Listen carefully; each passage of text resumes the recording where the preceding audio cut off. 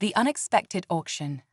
George Foster squinted against the harsh Arizona sun as he stepped onto the balcony of his Sedona mansion. The red rocks loomed in the distance, their majestic silhouettes a stark contrast to the emptiness gnawing at him inside. At 68, he had more money than he knew what to do with, but the silence of his sprawling home echoed the void left by his late wife, Martha. He sighed, running a hand through his thinning silver hair. The crypto investment that had turned him into a billionaire overnight now felt like a cruel joke. What good was all this wealth when he had no one to share it with? The chime of his smartwatch jolted him from his reverie, another financial alert. George scowled and flicked it away. He had long since stopped caring about the fluctuations of his fortune. As night fell, George found himself in his state-of-the-art home office, surrounded by screens displaying various financial charts and news feeds.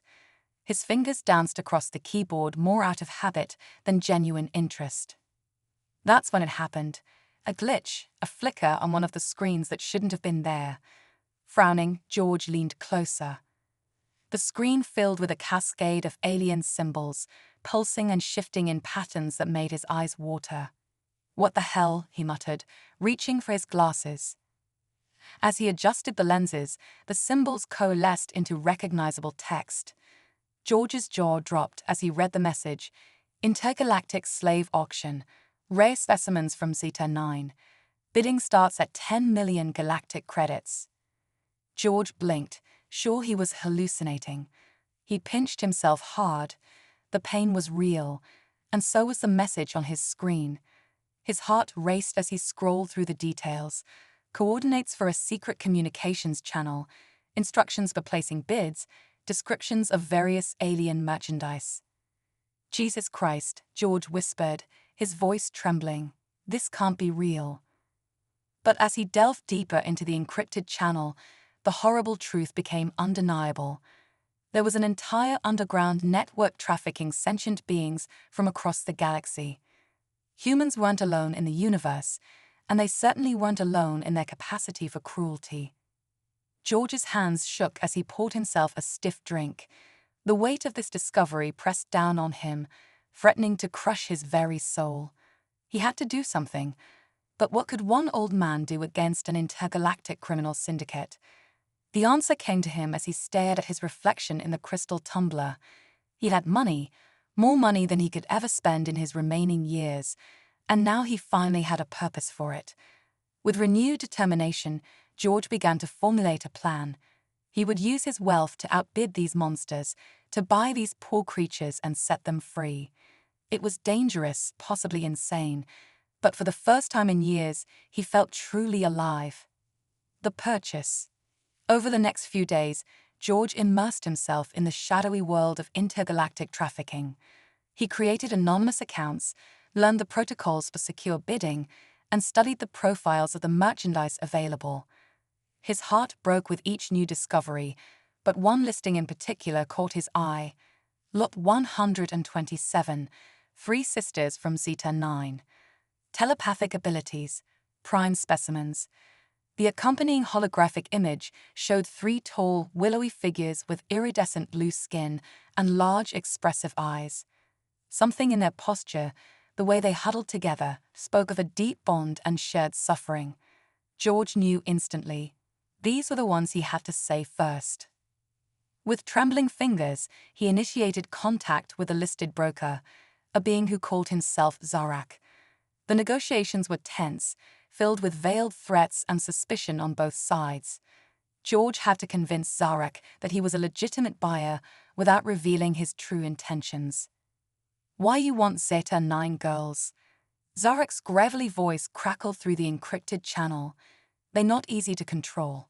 Telepaths dangerous." George swallowed hard, forcing his voice to remain steady. "I have my reasons and the means to handle them. The price is not an issue."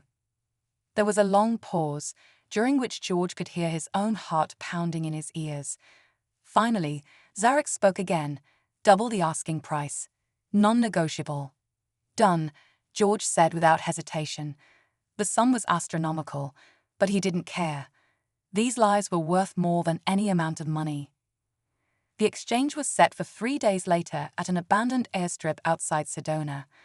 As George prepared his home for the arrival of his alien guests, doubt and fear warred within him.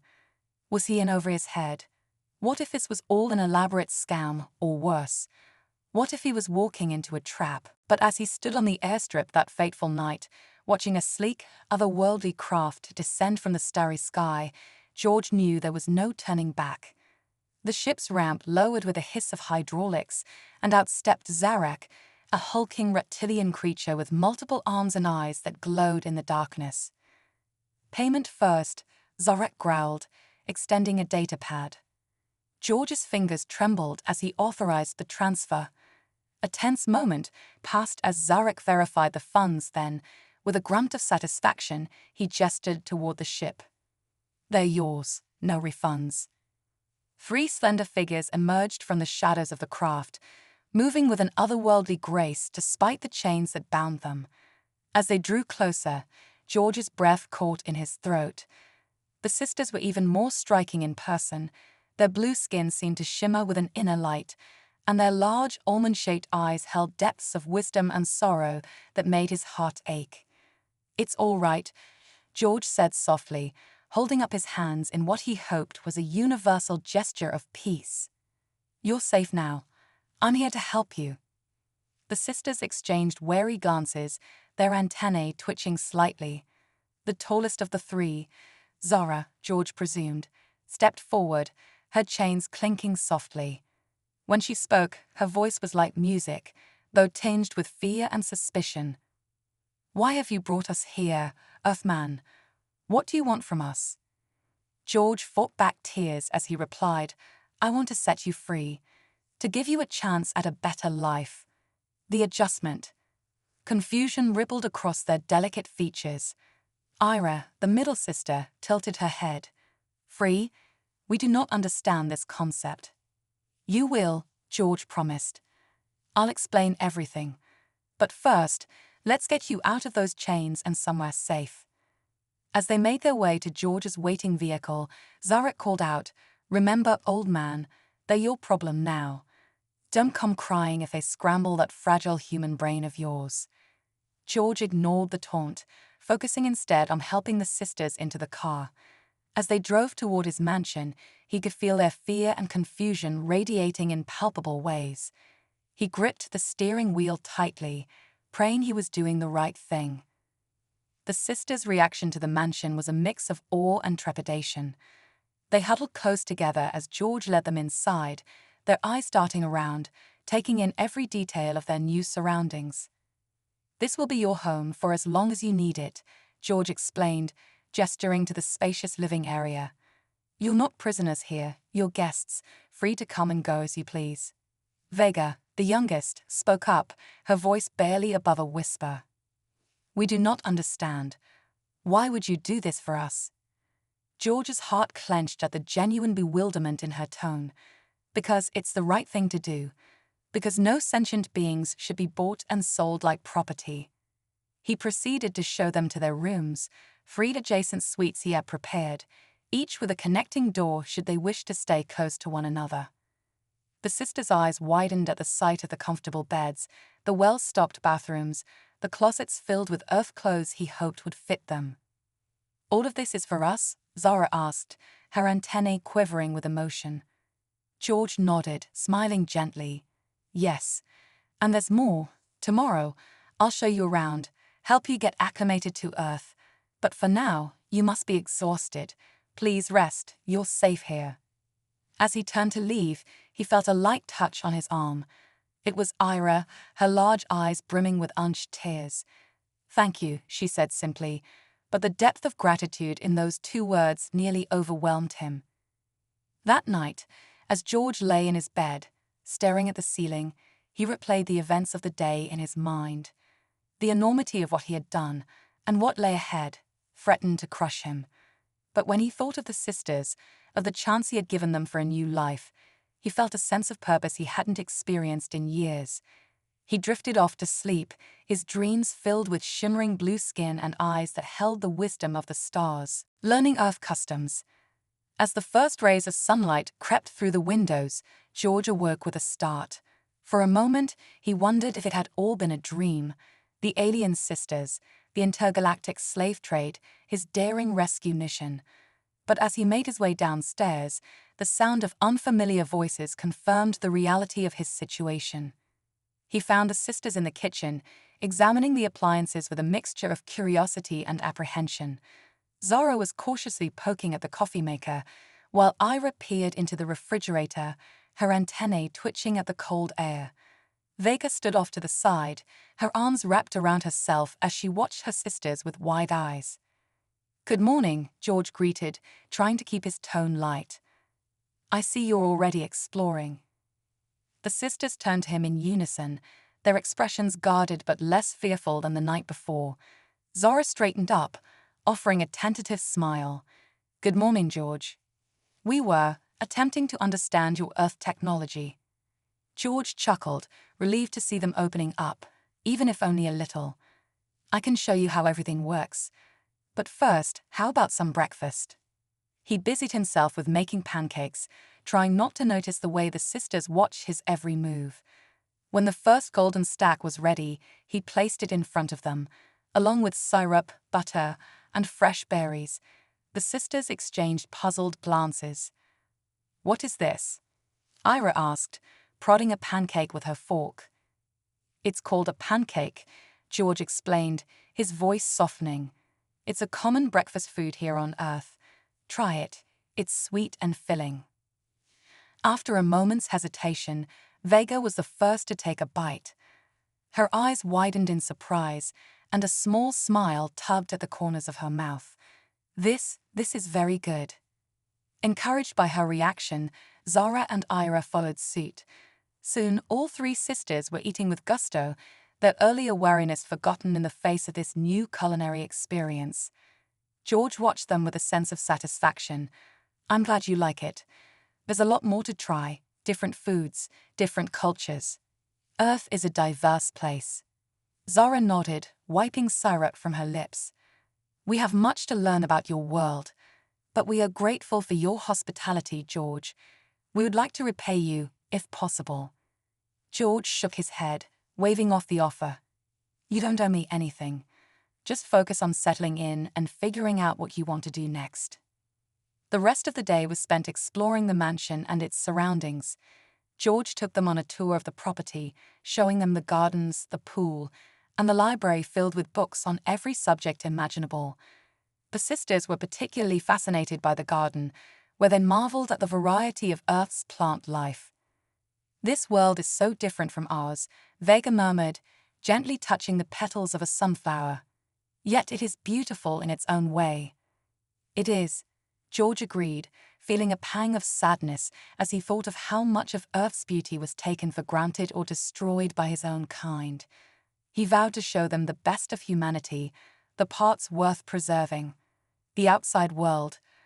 Over the next few weeks, George introduced the sisters to more of Earth's wonders, from the bustling streets of Sedona to the breathtaking landscapes of the Grand Canyon. He was careful, however, to keep their identities a secret, knowing that the world wasn't ready for the revelation of extraterrestrial life. During their excursions, the sisters wore wide-brimmed hats and sunglasses to conceal their distinctive features. They marveled at the diversity of humans, the way people of all shapes, sizes, and colors coexisted in a chaotic but vibrant society. They asked countless questions about human history, art, and technology, absorbing everything with an insatiable curiosity. But as the sisters grew more comfortable in their new surroundings, George noticed a change in them. The fear that had once clouded their eyes was gradually replaced by a sense of determination. They began to speak of their home world, Zeta 9, and the horrors they had endured before being captured and sold into slavery. It became clear that they had unfinished business, a desire to return home, to free others who had been enslaved, to fight back against the cruel forces that had torn them from their world. One evening, as they sat around a crackling fire in George's living room, Zara broached the subject. "George, we are grateful for everything you have done for us, but we cannot stay here forever. Our people need us. We must find a way to return to Zeta-9 and liberate those who remain in chains. George's heart sank at the thought of losing them, but he understood their resolve. I knew this day would come, he said quietly, and I want to help you in any way I can. The sisters exchanged glances, then Ira spoke up. We have been discussing this among ourselves. We believe that with your resources and our abilities, we can build a ship, a vessel capable of interstellar travel. It will not be easy, but we are willing to put in the work if you are. George felt a surge of excitement and trepidation. Building a spaceship was no small feat, but if anyone could do it, it was them. I'm with you, he said firmly. Whatever you need, I'll make sure you have it. Building the ship. The weeks that followed were a whirlwind of activity. George spared no expense, purchasing advanced materials and technology through his vast network of contacts. The sisters worked tirelessly, using their telepathic abilities to communicate complex engineering concepts to George and the small team of trusted experts he had assembled. As the ship began to take shape in a hidden hangar on George's property, the bond between him and the sisters deepened. They worked side by side, overcoming countless obstacles and setbacks, each contributing their unique skills and knowledge to the project. Zara, with her keen intellect and leadership qualities, took charge of the overall design and construction. Ira, the most sensitive and intuitive of the three, focused on the ship's navigation systems, using her telepathic abilities to fine-tune the delicate instruments that would guide them through the stars. Vega, the youngest and most creative, was responsible for the ship's defenses, devising innovative strategies to protect them from any threats they might encounter on their journey. George, for his part, provided the resources and logistical support, ensuring that they had everything they needed to complete the ship on time. He also served as a source of encouragement, reminding the sisters of the importance of their mission whenever they grew weary or discouraged. Finally, after months of relentless work, the ship was ready.